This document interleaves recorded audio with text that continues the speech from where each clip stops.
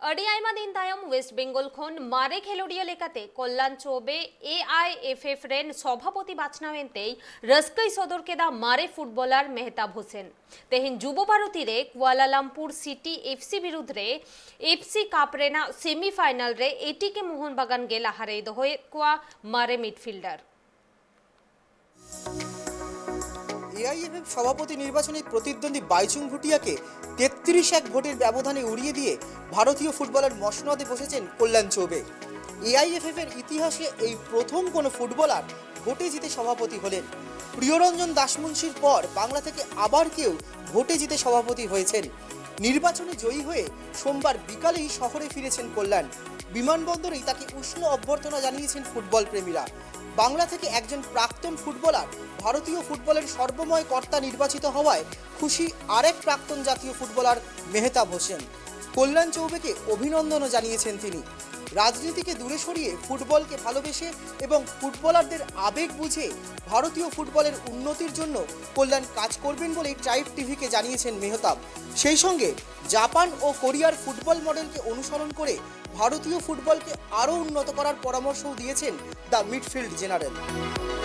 First of all আমি কল্যাণদাকে congratulation জানাই। আশা করব কল্যাণদা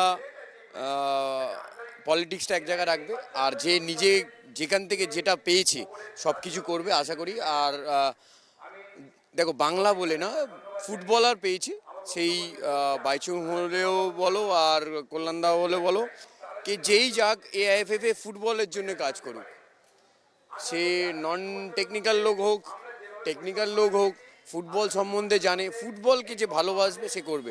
অবভিয়াসলি ফুটবলের যেহেতু ফুটবলার কল্যাণদা, ফুটবলের আবেগটা বুঝবে, ফুটবলারদের তোমার ফিলিংসটা বুঝবে, সব কিছুই মিলিয়ে ফুটবলের উন্নতি আরও বেশি ডেভেলপ আশা করি হবে। এরপরে টাইম দিতে হবে কল্যাণদাকে, যে এখন গঠন একটা হয়েছে, মানে কমিটি গঠন হয়েছে, তারপরে ডেভেলপের চিন্তা ভাবনা হবে কীভাবে। আমি এইটুকু বলবো কল্যাণদাকে, কীভাবে জাপান ডেভেলপ করেছে, কীভাবে কোরিয়া ডেভেলপ করেছে, ওই মডেলটা যদি আমরা ইন্ডিয়ান ফুটবলটাকে আনতে পারি, তাহলে আমার মনে হয় খুব একটা লেট হবে না আমরা ওই স্তরে পৌঁছাতে।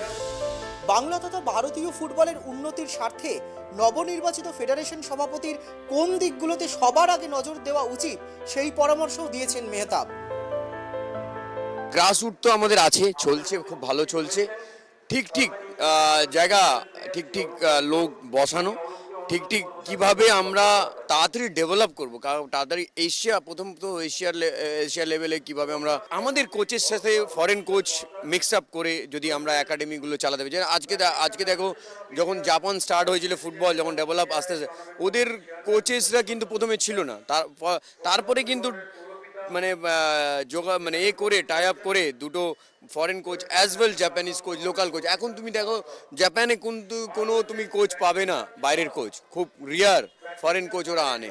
তো ওদেরকে একসাথে রেখে কিভাবে ডেভেলপ হয়, কিভাবে নিজের ছেলেরাও ডেভেলপ করবে, নিজের ছেলেরাও তোমার যারা কোচিং লাইসেন্স করছে তারাও ইনভলভ হবে, আর অনেকে